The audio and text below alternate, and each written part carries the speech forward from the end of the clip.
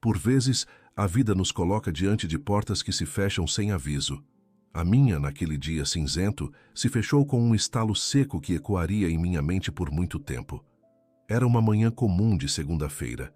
Eu caminhava pelos corredores da empresa, onde dedicara 23 anos da minha vida. Conhecia cada detalhe daquele edifício, as imperfeições nas paredes, o rangido discreto do elevador antigo, o perfume suave que a recepcionista usava.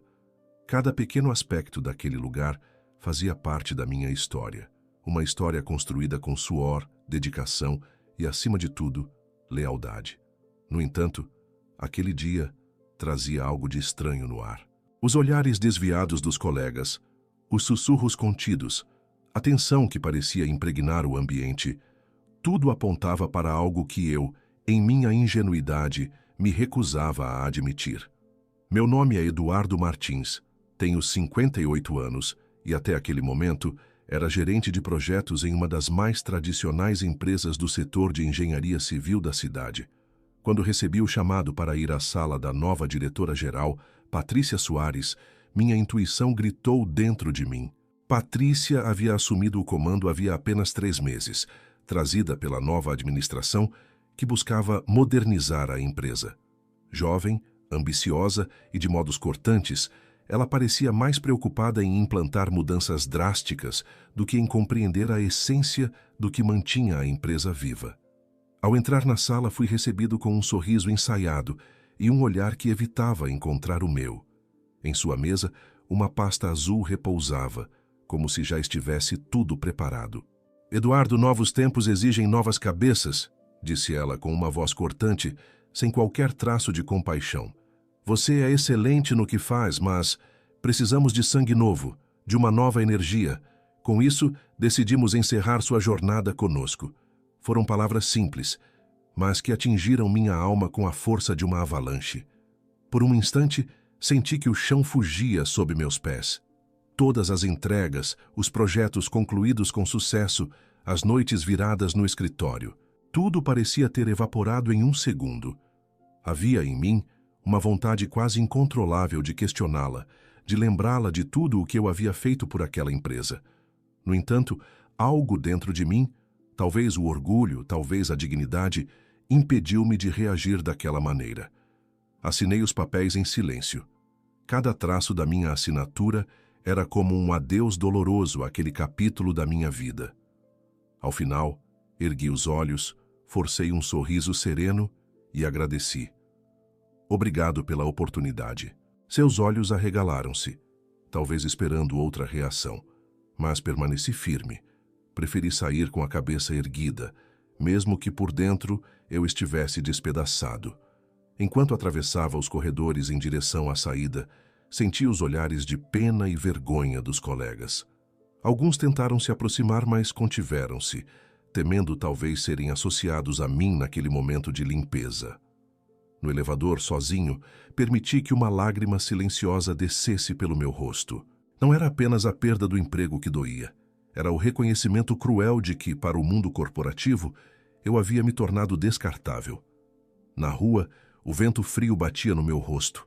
O céu nublado parecia refletir exatamente o que se passava dentro de mim. Um turbilhão de incertezas, medo e, acima de tudo, humilhação. Novos tempos exigem novas cabeças. Aquelas palavras repetiam-se na minha mente como um eco zombeteiro. Mas o que Patrícia não sabia, o que ninguém naquele prédio imaginava, era que aquele momento que parecia ser o meu fim seria, na verdade, o princípio de algo muito maior. Ainda com a pasta azul debaixo do braço, olhei para o horizonte e fiz uma promessa silenciosa. Eu não seria vencido. E foi exatamente essa promessa que, meses depois, faria Patrícia implorar desesperadamente por minha ajuda, sem imaginar quem eu havia me tornado. Os dias que se seguiram à minha demissão foram sombrios. É curioso como a rotina de anos pode se dissolver em minutos, deixando para trás um vazio angustiante. Acordava cedo, como sempre, mas não havia mais destino certo. Sentava-me à mesa da cozinha, com uma xícara de café nas mãos, e fitava o nada através da janela, tentando compreender como tudo havia mudado tão rapidamente. A primeira sensação foi de humilhação. Não era apenas a perda do emprego. Era a sensação de ter sido descartado, como um objeto que cumprira sua função, e agora não servia mais. Aos olhos de muitos, eu era apenas mais um velho no mercado de trabalho, uma peça fora do padrão exigido pelo mundo moderno. Minha esposa, Helena, foi meu primeiro e mais sólido pilar. Ela me dizia com a firmeza serena que sempre admirei: Eduardo, você é mais do que aquele cargo. A sua história não termina aí. Apesar de suas palavras, havia dias em que a escuridão parecia insuportável. Enviei currículos, procurei vagas, fui a entrevistas em que via nos olhos dos recrutadores mais jovens a dúvida silenciosa: será que ele ainda dá conta? Cada recusa era uma nova ferida no meu orgulho. Com o passar das semanas, percebi que permanecer preso ao passado seria minha ruína. Foi então que, certa noite, durante uma caminhada solitária no parque próximo de casa, tive um vislumbre. Olhando para as árvores que resistiam firmemente aos ventos fortes, compreendi. Minha experiência era uma força, não uma fraqueza. Decidi então investir em mim mesmo. Tirei da gaveta um projeto antigo: abrir uma pequena consultoria especializada em gestão de projetos para empresas de médio porte, justamente aquelas que não podiam pagar as grandes firmas, mas que precisavam de orientação profissional para crescer. Comecei com quase nada: um notebook antigo, uma mesa improvisada no quarto de hóspedes e uma determinação que nunca tivera antes. Usei parte do meu acerto trabalhista para criar um site simples e divulgar meus serviços nas redes sociais e entre antigos colegas. As primeiras semanas foram desanimadoras. Muitas mensagens sem resposta, muitas portas fechadas. Havia noites em que me perguntava se havia cometido um erro. Mas pouco a pouco começaram a surgir os primeiros interessados. Pequenas construtoras, lojas em expansão, startups buscando organização. Minha metodologia, baseada em anos de prática real e não apenas em teorias de livros, logo se mostrou eficiente. Meu primeiro cliente recomendou meu trabalho a outro, e esse a mais um. Em poucos meses, minha pequena consultoria ganhou força. Eu trabalhava de domingo a domingo, mas cada contrato assinado era uma reafirmação do meu valor. Não era apenas trabalho, era uma reconstrução pessoal. Voltei a sentir orgulho de mim mesmo, não porque alguém me validava, mas porque eu mesmo reconhecia meu valor. Eu não era apenas um sobrevivente, eu estava prosperando. E, ironicamente, enquanto minha vida se reconstruía de forma sólida e independente, a empresa que me descartara começava a enfrentar tempos difíceis. Em um dia comum, durante uma reunião virtual com um novo cliente, um fato chamou minha atenção. Um dos diretores, comentando casualmente sobre o mercado, disse: "Você viu o que está acontecendo com a Engenharia Prado? Queda de faturamento, projetos mal administrados. Parece que perderam o rumo." Aquela frase ficou ressoando na minha mente. Embora eu não desejasse o mal a ninguém, não pude negar a sensação de justiça silenciosa que tomava conta do meu peito.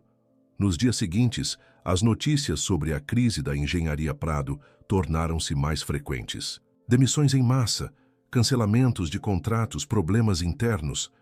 Tudo o que eu havia alertado anos antes começava a se manifestar, agora sem controle. Foi então que, numa tarde chuvosa de quinta-feira, enquanto revisava um novo contrato, meu celular tocou. O número desconhecido parecia familiar. Atendi com um simples alô e uma voz do outro lado da linha, carregada de uma formalidade tensa, disse: "Eduardo, aqui é a Patrícia Soares. Eu preciso muito falar com você. É urgente." Minha mão por um instante congelou no ar. O passado parecia ter ressurgido diante de mim, inesperado e frágil. O que poderia ser tão urgente a ponto de fazê-la, a mulher que me dispensara com frieza, procurar-me agora? O que ela queria? E, acima de tudo, como eu deveria responder a esse chamado? O telefonema de Patrícia ficou martelando em minha mente durante horas. Eu ainda segurava o celular nas mãos quando, por fim, decidi deixá-lo sobre a mesa e caminhar até a janela, em busca de clareza. Lá fora, a tempestade que caía parecia uma metáfora perfeita para o que estava prestes a acontecer. O som da chuva batendo contra o vidro, as rajadas de vento curvando as árvores, tudo sugeria que tempos difíceis estavam a caminho, mas desta vez, não para mim. Respirei fundo e me permiti lembrar quem era Patrícia Soares, jovem, ambiciosa, obcecada por resultados rápidos. Quando assumira a diretoria da Engenharia Prado, parecia carregar consigo uma bandeira de modernização a qualquer custo, desprezando tudo o que a empresa representava. Seu discurso era sempre pautado em eficiência, inovação, meritocracia, palavras bonitas, mas vazias quando não acompanhadas de respeito pela história e pelas pessoas.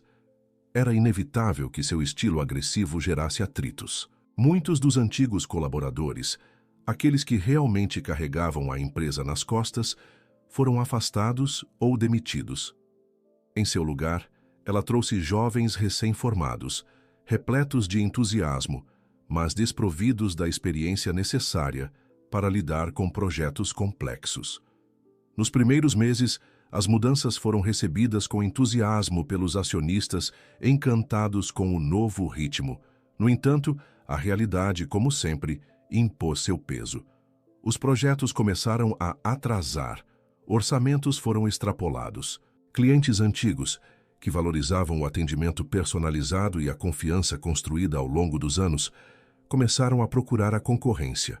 As equipes, desmotivadas e desorientadas, cometiam erros primários que jamais teriam ocorrido sob a antiga gestão. E enquanto tudo isso acontecia, Patrícia mantinha uma postura arrogante, recusando-se a reconhecer que suas decisões estavam levando a Engenharia Prado à beira do colapso. Foi nesse contexto que seu telefonema se encaixava. Sua voz, antes segura e imponente, agora carregava um tom de desespero mal disfarçado. Era claro que algo grave acontecera, algo que ela, sozinha, não conseguia mais controlar. Nos dias que se seguiram, comecei a receber notícias mais detalhadas por meio de antigos colegas que ainda resistiam dentro da empresa. O quadro era alarmante. O principal cliente da Engenharia Prado, responsável por quase 40% do faturamento anual, havia rescindido um contrato milionário. Alegava falta de cumprimento de prazos e falhas na execução dos projetos. Outros clientes, ao perceberem a instabilidade, começaram a suspender novas contratações, aguardando para ver como a empresa reagiria. O impacto financeiro foi imediato. Relatórios internos mostravam uma queda de 60% no faturamento em apenas um trimestre.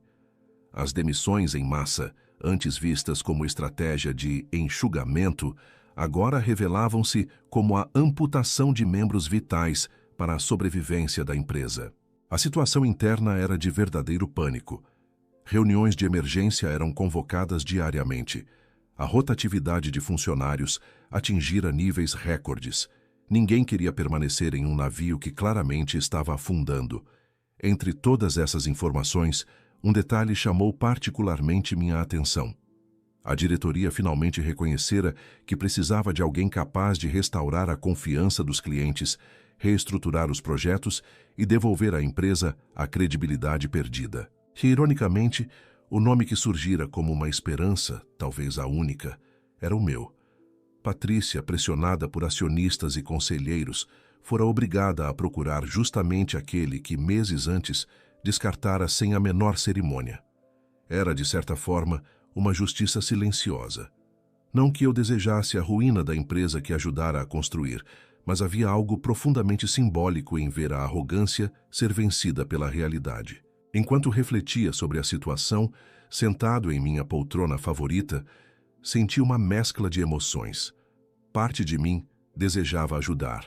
Afinal, havia ainda muitos bons profissionais lá dentro que mereciam uma chance de recuperação. Mas outra parte, ferida e cautelosa, questionava: seria justo voltar para salvar quem me vira como descartável? Foi nesse estado de espírito que decidi marcar uma reunião com Patrícia. Queria ouvir o que ela tinha a dizer, olhar em seus olhos e entender se, de fato, havia arrependimento ou se ela apenas me via, mais uma vez, como uma ferramenta a ser utilizada e depois descartada. Preparei-me para esse encontro como um general se prepara para uma batalha. Não apenas com argumentos e propostas, mas, sobretudo, com a certeza de que desta vez eu conduziria o jogo. E enquanto ajustava os punhos da minha camisa frente ao espelho, não pude deixar de sorrir discretamente. Mal sabia Patrícia que o Eduardo que ela esperava encontrar não era mais o mesmo que ela dispensara meses atrás. Eu havia mudado. E estava pronto para mostrar-lhe o preço que se paga por subestimar quem sempre lutou com dignidade. O dia do encontro chegou. Era uma tarde de céu nublado, típica do inverno, em que o vento frio parecia soprar memórias antigas e reflexões inevitáveis. Escolhi vestir-me com sobriedade, um terno cinza escuro, uma camisa azul clara e uma gravata discreta. Não era vaidade.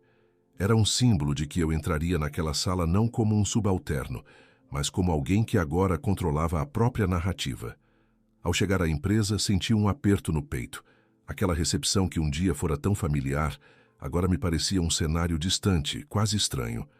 A recepcionista, que antes me cumprimentava com entusiasmo, baixou os olhos, envergonhada. Tudo ali respirava tensão e incerteza. Fui conduzido até a sala de reuniões principal. Quando entrei, encontrei Patrícia já sentada à cabeceira da longa mesa de mogno. Ela levantou-se com um sorriso forçado e estendeu a mão, que apertei com firmeza, mas sem cordialidade desnecessária.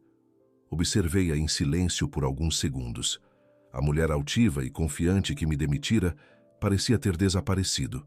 À minha frente estava alguém visivelmente cansada, os olhos marcados por olheiras, o semblante carregado de preocupação. "Eduardo, agradeço por ter vindo", ela iniciou com uma voz contida, quase submissa. "Sei que as circunstâncias não são ideais, mas estamos enfrentando uma situação crítica. Precisamos muito da sua ajuda para reverter este cenário." Fiquei em silêncio, deixando que o peso das palavras pairasse no ar.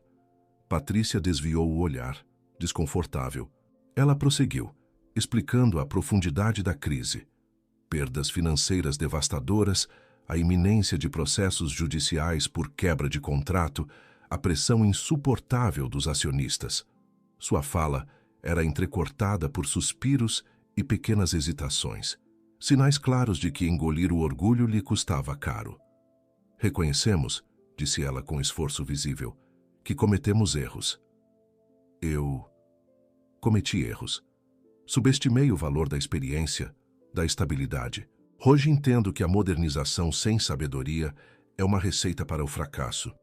E você, Eduardo, você poderia ser a chave para nos tirar desse abismo. Houve um tempo em que aquelas palavras teriam sido tudo o que eu queria ouvir. Um reconhecimento tardio, é verdade, mas ainda assim um reconhecimento. No entanto, naquele momento, percebi que não se tratava de mim. Não era uma admissão sincera de culpa. Era uma súplica movida pelo desespero. Ainda assim, deixei-a terminar. Havia dignidade em permitir que a verdade se revelasse inteira, sem interrupções. Quando Patrícia calou-se, aguardei alguns segundos, saboreando o silêncio pesado que se instalara entre nós. Então, com a voz firme e pausada, perguntei: "E o que exatamente você espera de mim?" Ela recostou-se na cadeira, exalando um suspiro cansado.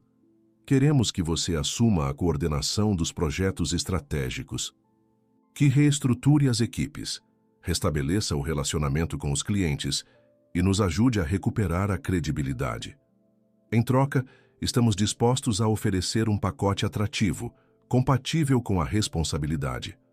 Seus olhos, antes tão altivos, agora buscavam nos meus um fio de esperança. Era curioso. Ela falava como se pudesse simplesmente apagar tudo o que havia acontecido, como se a ferida da humilhação pudesse ser cicatrizada com uma proposta financeira. Respirei fundo. A tentação era grande. Aceitar significaria ter poder, reconhecimento, talvez até redenção pública. Mas eu sabia que havia algo mais importante em jogo: minha paz interior. Levantei-me lentamente, ajeitando o paletó. "Patrícia, agradeço a proposta, de verdade. Mas você precisa entender que há coisas que o dinheiro não pode comprar." Ela abriu a boca para responder, mas eu a interrompi educadamente. "Quando fui demitido, levei comigo mais do que meus pertences. Levei também a certeza de que meu valor não depende da avaliação alheia. Eu me reconstruí. Hoje tenho minha própria empresa, meus próprios clientes, minha independência. Dei um passo em direção à porta, sentindo-me estranhamente leve. Desejo sinceramente que você consiga reerguer a Engenharia Prado, mas eu não sou mais parte dessa história. Antes de sair, voltei-me e acrescentei com serenidade: novos tempos, Patrícia. Exigem não apenas novas cabeças, mas também novos corações. Adeus. Fechei a porta atrás de mim sem olhar para trás. Enquanto caminhava pelo corredor, sentia-me mais forte do que nunca. Eu não havia apenas recusado uma oferta, eu havia escolhido a mim mesmo. E essa escolha, mais do que qualquer vitória profissional, era a verdadeira conquista. Contudo, eu ainda não sabia que aquele capítulo não estava completamente encerrado. Uma nova oportunidade, inesperada e grandiosa, estava prestes a surgir em meu caminho, mudando minha vida de forma definitiva. Quando saí pela porta da Engenharia Prado naquele dia, a sensação que me acompanhava não era de vitória, mas de libertação. Eu deixara para trás não apenas um local de trabalho, mas uma história de desvalorização, de dor silenciosa, de injustiças engolidas ao longo de anos. Havia algo de profundamente reparador naquele momento. A consciência plena de que minha dignidade não era moeda de troca. Voltei para casa caminhando lentamente, como quem saboreia a gravidade de cada passo. Helena, minha esposa, recebeu-me com o sorriso que tantas vezes me resgatara nos dias difíceis. Quando lhe contei sobre a reunião, ela apenas assentiu, seus olhos brilhando com um orgulho silencioso. "Você escolheu o que te faz livre", disse ela, em voz baixa. Nos dias seguintes, concentrei-me ainda mais na minha empresa de consultoria. E foi então que o inesperado aconteceu. Recebi um e-mail formal de uma multinacional da área de infraestrutura, uma gigante no setor. Eles haviam tomado conhecimento do meu trabalho por meio de indicações e pesquisas de mercado. Queriam marcar uma reunião para discutir uma parceria estratégica de longo prazo envolvendo projetos nacionais e internacionais. A princípio, achei que fosse apenas uma sondagem de rotina. Mas, ao participar da reunião, percebi que não. Eles buscavam alguém com experiência sólida, reputação ilibada e, acima de tudo, capacidade de liderar equipes com sabedoria. Exatamente o que eu havia construído. A proposta que me apresentaram superava todas as expectativas. Um contrato de consultoria internacional, com liberdade para montar minha própria equipe, honorários condizentes com minha trajetória e, o mais importante, total autonomia para conduzir os projetos conforme minha filosofia de trabalho. Ao assinar aquele contrato, senti uma emoção indescritível. Não era apenas uma vitória profissional. Era a validação silenciosa de toda uma vida de esforço, de princípios preservados, mesmo nos momentos de maior dificuldade. Enquanto isso, notícias da Engenharia Prado continuavam a circular. O quadro era cada vez mais crítico. Processos judiciais se acumulavam. Antigos parceiros se afastavam. A imagem pública da empresa estava irremediavelmente manchada. Patrícia, segundo soube por fontes próximas, fora afastada da direção meses depois de nossa última conversa, substituída por um gestor mais experiente e menos arrogante. Mas, a essa altura, tudo isso já não me importava. Eu havia encontrado um novo caminho, um caminho meu, construído com as pedras que um dia me lançaram. Hoje, ao olhar para trás, não sinto raiva, nem mágoa. Sinto gratidão. Cada queda, cada humilhação, cada momento de dúvida, tudo serviu para me moldar, para me fortalecer, para me conduzir até onde estou agora. Se existe uma lição que trago desta jornada, é simples e profunda. Ser subestimado é doloroso, mas ser fiel a si mesmo é o que realmente nos torna invencíveis. E quando a vida nos derruba, é exatamente no ato de levantar que descobrimos quem verdadeiramente somos. Hoje caminho com a certeza de que não sou definido pelas portas que se fecharam, mas pelas que tive coragem de construir. E para quem, um dia, ousou duvidar de mim, deixo apenas o silêncio da minha vitória, porque às vezes o maior triunfo é aquele que não precisa ser anunciado.